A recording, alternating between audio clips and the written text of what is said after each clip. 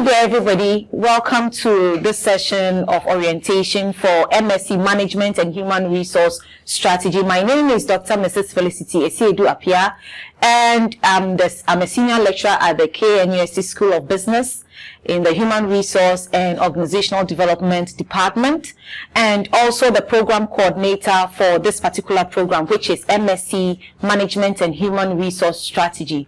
So we are going to go through this short orientation. I know there's going to be a live one. This is just to prepare the grounds and expose you to information regarding the program, so that if you have any need for clarification or there are issues that will not be touched in this presentation, then during the live session, you can always raise them and ask those questions.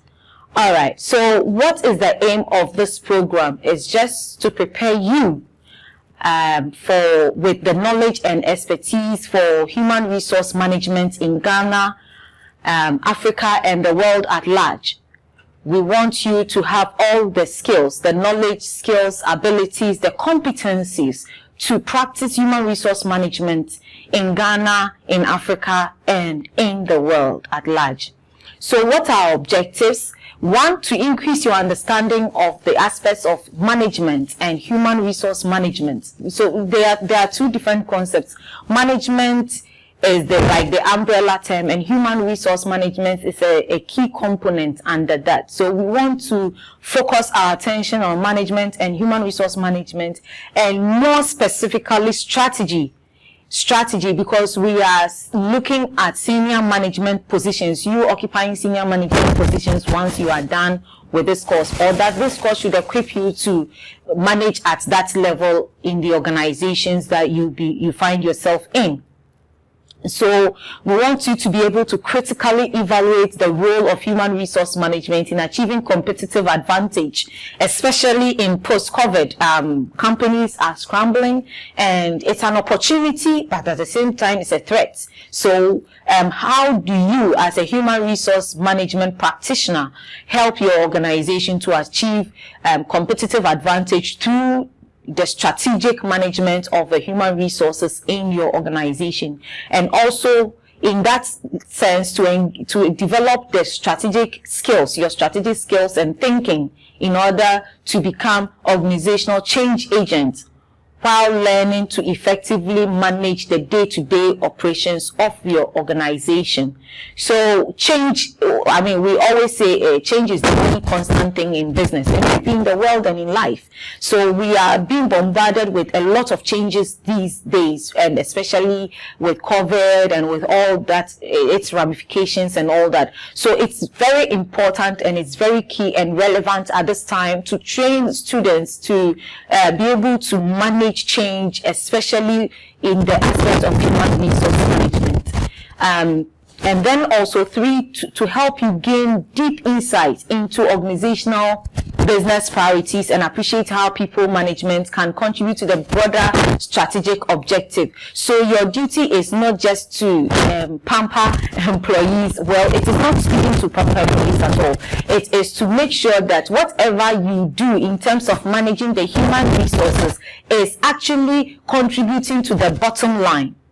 Which is the profit, and in turn the corporate strategic objectives, whatever the objectives are, whether it's for profit or not for profit. But your duty is to align the human resource management function to be able to contribute to the successful achievement of the strategic objectives of your organization. And also to develop your managerial and leadership skills to be able to organize people effectively in today's complex and uncertain business environment. And lastly, to synthesize management and human resource strategy theory with case-based knowledge. Now we do case-based learning and then problem-based learning and all that, because we don't want to just for you to know the theories without knowing how it plays out or how it pans out in practice in organizations. So we want to make sure that whatever courses that we offer on the program are geared towards enabling you to manage practically in your organization. Therefore, we bring case studies, real life case studies from companies, from Vodafone, from MTN, from other international organizations, just to help you to come to grips with how you can apply theory to practice. What are the assessment requirements for this program? One, written exercises. I mean, you can't run away from that. You will definitely be given assignments. You'll be asked to do presentations, seminar presentations. We have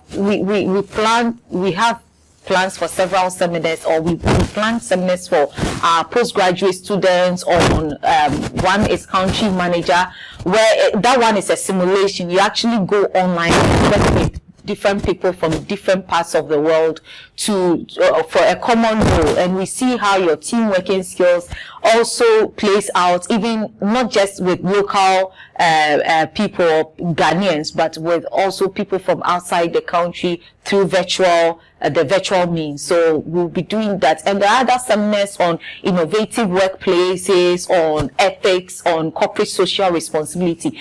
All these seminars would end mostly with a presentation, either as an individual or in a group, for you to make a presentation to see how best you have learned the concepts presented to you in those courses.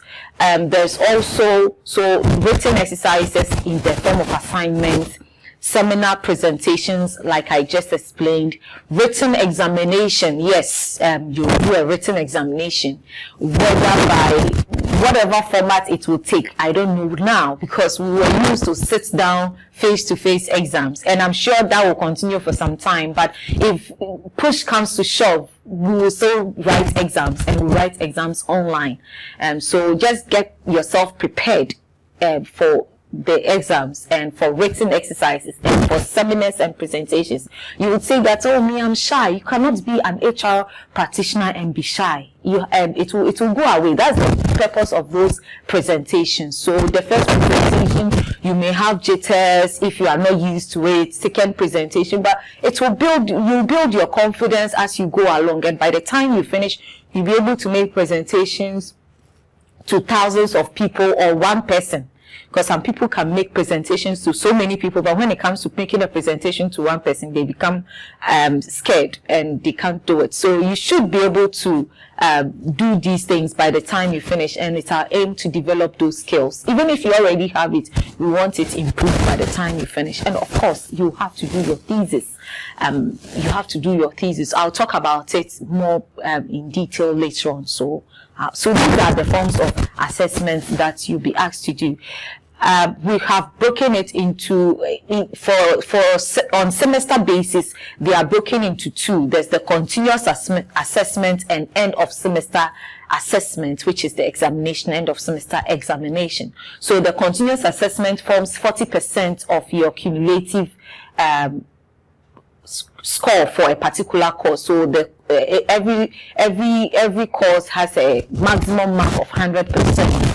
40% of that is towards would be assessed through continuous assessment, and it can take any form. It's really at the discretion of the lecturer and the nature of the course, that particular course. So some lecturers, and it's a combination actually, you'll be asked to write, do an assignment, a project work, either in a group or individually.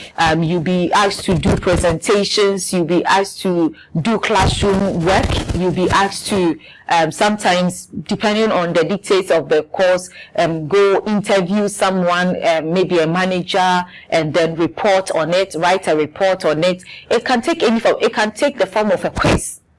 Okay, so you may end up writing in a course, you may end up writing quizzes, assignments, and so on and so forth. But don't be scared by that. The point is that you need to be able to do these things, because what I have realized is that even when you finish school and you think you are done with reports writing, you still write reports, you still make presentations. There are times that you are called upon to think on your feet and answer questions, which is like in the form of a quiz. So don't be scared. Just be motivated to just get yourself into it and learn. Unless maybe you don't want to learn, you just want to come and get a certificate. That one, the outcome of the learning is the certificate, not your admission. The outcome of admission is not certificate. Because if you get admitted and you don't come to school, you don't get a certificate. So the outcome of the certificate is the learning that you go through and what you are able, the assessments that we are able to with regards to what you are able to present and in the form of the reports that you write. We will be there to support you along the way. We will not just leave you like we are here doing the orientation throughout the process. You would have a support, we have a support system, you have a support system that you can always fall on if you have any issues.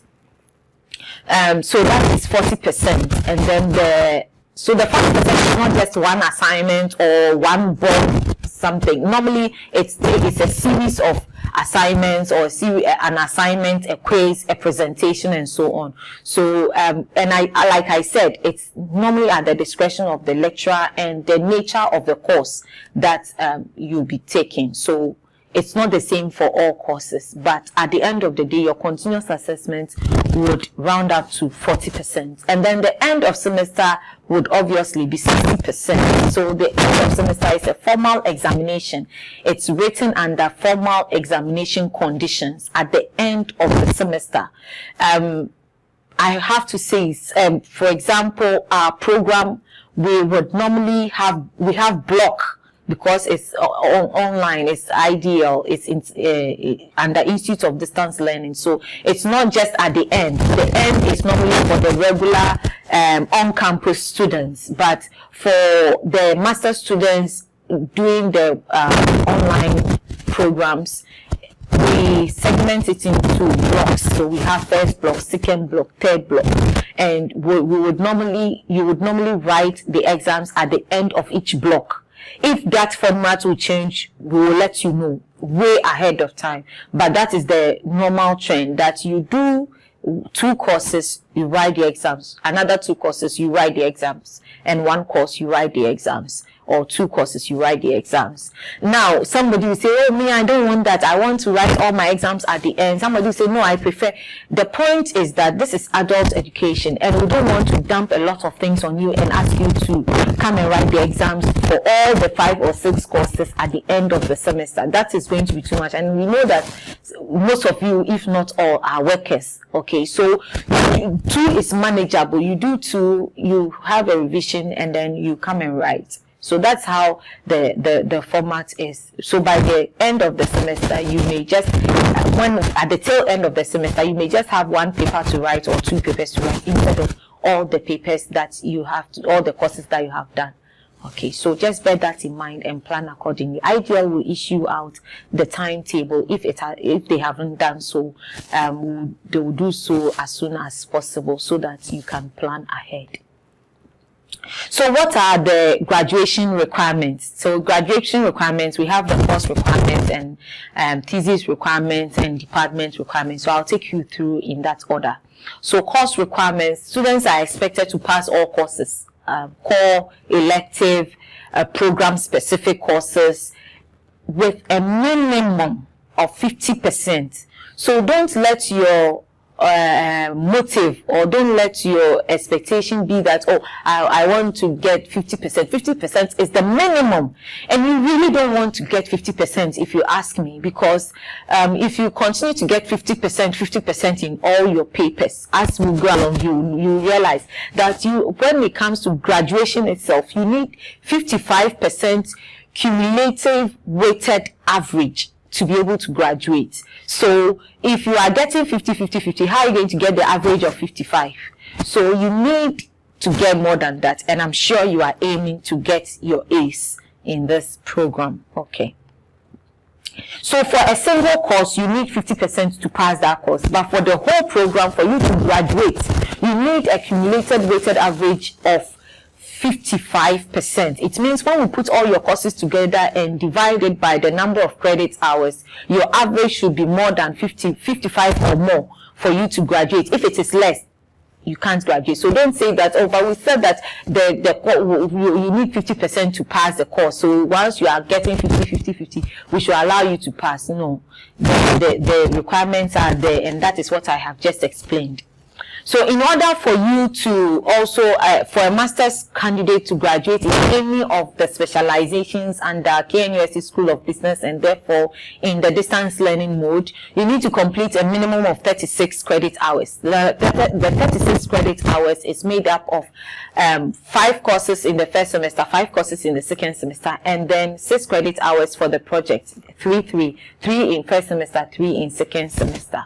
So like I said, you need to achieve a minimum cumulated weighted average of 55% to graduate. And then you need to complete your thesis and pass your oral exams. You need to complete your thesis and pass your oral examination before you graduate. So you can't say that, oh, I've passed all my 10 courses, so you cannot graduate. You need the thesis, and you need to be able to write the thesis, submit it. It goes through several layers of review and assessments. And then if the work is okay, then you come in and do your thesis. You'll be invited to come and do your oral defense, and if you pass that one, then you would be on your way to graduation. Again, you have to satisfy any other requirements of the department. Okay, so in our department, these things that I have talked to you about will be enough. All right, but in other the reason why the university puts it this way is that some other departments you have to show, especially for undergraduate programs, you need to do industrial attachments and so on and so forth. But we are already dealing with workers, so we don't need that. So once you are able to achieve all these things that I've categorized, you've passed all your courses with 50% or above, and your cumulated weighted average is 55% or above, and that you have completed your thesis and have defended successfully, because you can, during defense, some people might feel they are unable to defend it properly. So you have to go through it and pass. Both internal examiners and the external examiner would have to grade you on your work that you have submitted, and also on your presentation or your thesis defense, the oral thesis defense. Then you'll be able to graduate and get your certificate. So I just want to move more into the research project, or what we call in KNUST thesis, because it will form a major part of your experience at KNUST. KNUST prides itself as a research institution. So although you may do a master's degree in another university, and you may not be required to do a thesis, or even if you do a thesis, you will not be required to defend the thesis. In KNUST, because it's predominantly a research institution, we insist, and for a good reason, for our students to go through the process. It's very important, and you learn a lot of lessons through that. So just gear yourself up for it. You will enjoy it if you come with the right attitude and you are ready to learn and work towards it, to get something at the end of the day that you can really be proud of and say, yes, I did this, and it's of good quality. It can stand the test of time and space, in terms of, that is, if even it goes outside Ghana to Western countries, Asian countries, or wherever, it will still stand the test, because it is of good quality. Now, it means that you need to come with a topic. There are several ways to look at this. Either you may have an area of interest already that you really want to research into, or some people will say, well, I really don't have any topic. Normally the department will come out with topics that you can choose from, but you are not limited to that those lists, that particular list or those topics. You can go outside with your supervisor directing you and advising you on what to do. So topic choice is the first thing that you do. if you already have a topic, I would advise that you start reading about it. Use Google Scholar to start reading about it so that you would know what is the current conversation with regards to that topic. Because if you say, oh, I'm interested in motivation. Now, motivation has been in existence for so many years, decades and decades of years, the concept of motivation. So you really don't want to do something that has been done thousands of times. So you really want to go on Google Scholar and then find out, since maybe from 2010 up to 2020, what has been the conversation. It's just like you enter a room and people are chatting, and without listening to them, you just barge in and say something. You realize that maybe you've said something that is not in line with what they are discussing, or they have already gone past that kind of discussion. So you want to take your time and then look at, if you have an area of interest, start reading journal articles in that area, especially within the last 5 to 10 years, and see where their conversation is at and how you can come in to make a contribution. All right. So I mentioned supervisors in passing. Supervisors are extremely important in this process. We try as much as possible so that students and supervisors can have a productive, workable arrangement that everybody is happy with. And your supervisor is trained to help you go through that process without any hitches. But of course, it also depends on you. You have to do the writing. You have to do the work. And your supervisor is there to guide you. Initially with the topic, your supervisor will guide you. Maybe you come with a topic, your supervisor might fine tune it, or tell you, well, this area is over research, so let's look at these. May give you options to look at, may give you some papers to go and read and know whether they are of interest to you. That's the job of a supervisor. Okay, and then both of you would agree on a topic. Once you agree on a topic, then you do it chapter by chapter basis. You bring your proposal, corrections are made or comments are made, it's sent back to you. Because, I mean, these days we use online features a lot in terms of supervision. You send your work via email to a particular email account. The supervisor looks at it, makes comments, and track changes and so on and so forth. So it comes back to you. You see all the comments that the supervisor has made, the corrections that he has made or she has made in the work, and then you take it out from there and add chapter 1, or from the proposal stage you go to chapter 1, then chapter 2, chapter 3, chapter 4, chapter 5, and then chapter 5. Then you are done. You finish, you do your proofreading and all that, and you submit per the advice of your supervisor. You submit. So your supervisor is very important in this process. What are your roles? I think in discussing it, I have looked at those ones too. Your role as a student is to do what you are supposed to do, and that is to write the thesis. No subcontracting it to somebody to do it, and your supervisor puts comment on it because you didn't do it, you don't understand, and you have to send it to the person, and sometimes the person is forwarding the work to you, he forwards it directly to the supervisor, and it creates a whole lot of problems. Please, it's extremely important that you own your work, you own the thesis, you own your assignments, you own your presentations, you own everything. Even if you are working in a group, own it. Let it have your voice, and let people see that, yes, we can see this person in this work because this is her thought process or his thought process. So let's do that. And your supervisor, as I said, his or her role will be there to guide you, not to write the thesis for you, but to guide you. I mentioned the review process, but the review process is subjected first. Your thesis is subjected first to plagiarism test. Okay, we will turn in your work to check for plagiarism, or in a more positive light, to check for originality, whether it's your original work or you have taken it from somewhere, whether from another university or from another library or from another journal article, and you have reproduced it for us.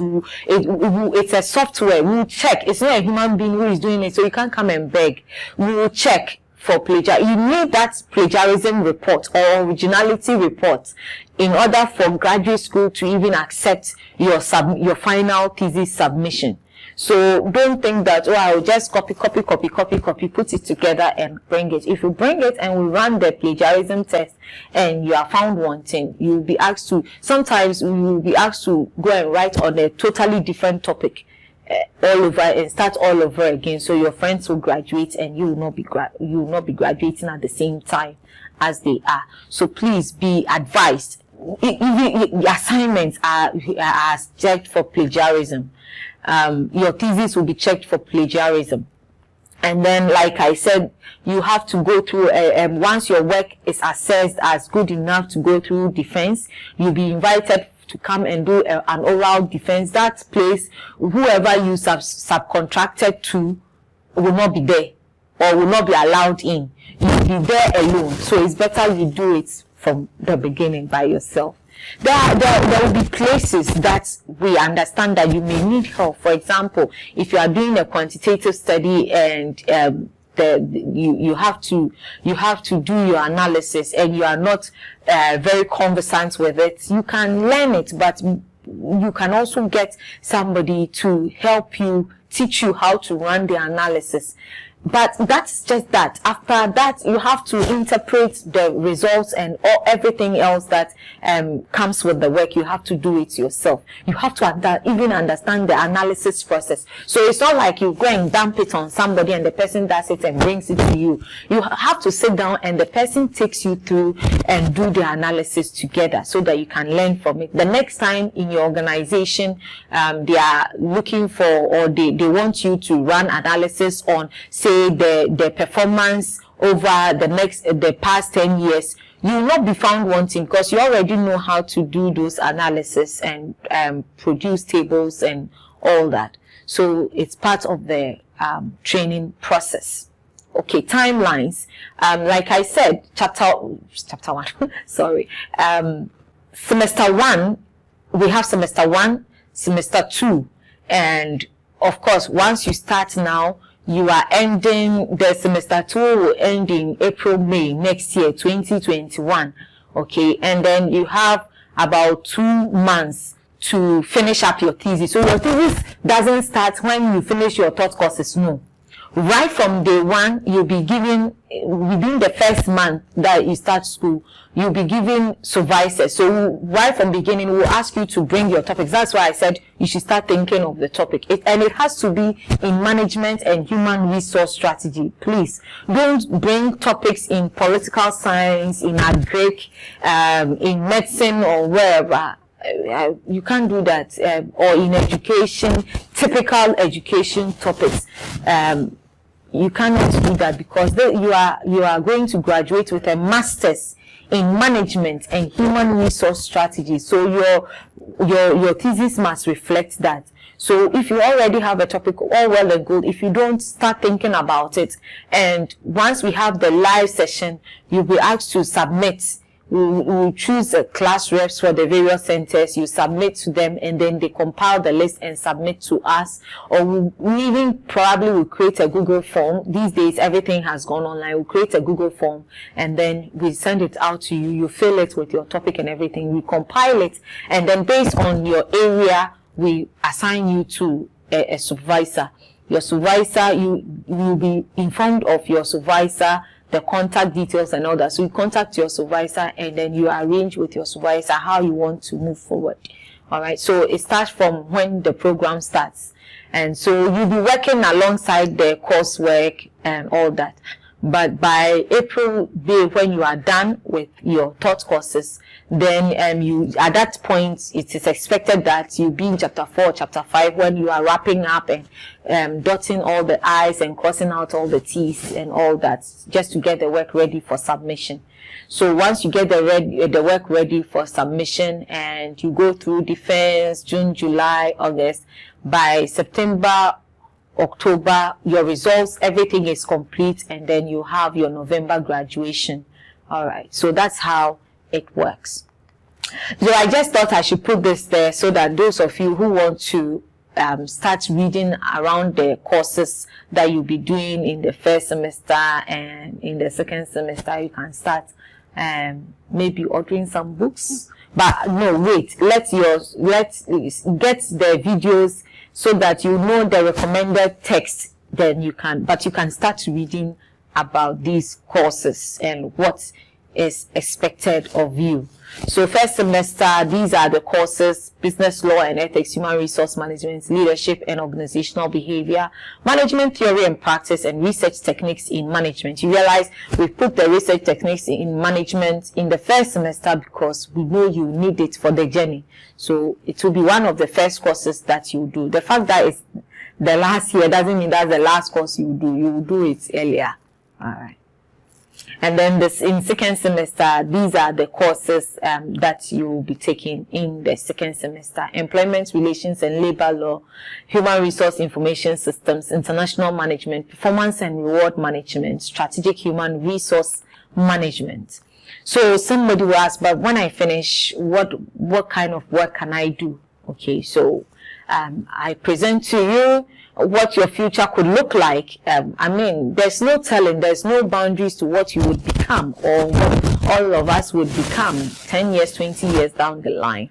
But these are just based on tracer studies, based on feedback that we are getting from past students and what the aims of the program is about. So you are likely to be employed as a human resource consultant or manager in SMEs or in large organizations in both public and private sectors.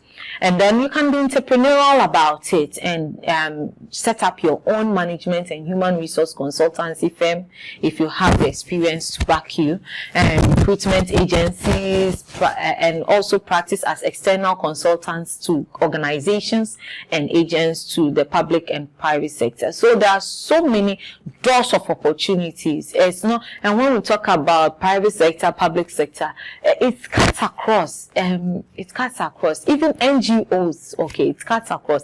You can work anywhere as long as you imbibe the concepts that we are teaching, you understand, and you put it to work, and you have the right attitude. The sky is just your beginning, as people would say. All right. So this is where we end. I just put this one there because we'll be there. I'll be there. You see my face. You talk to me a lot of times. So let's journey together. Okay, I'll be there, and the head of department will be there. All the lecturers, faculty members will be there to support you through the way, so you don't feel like you are alone. You are not alone.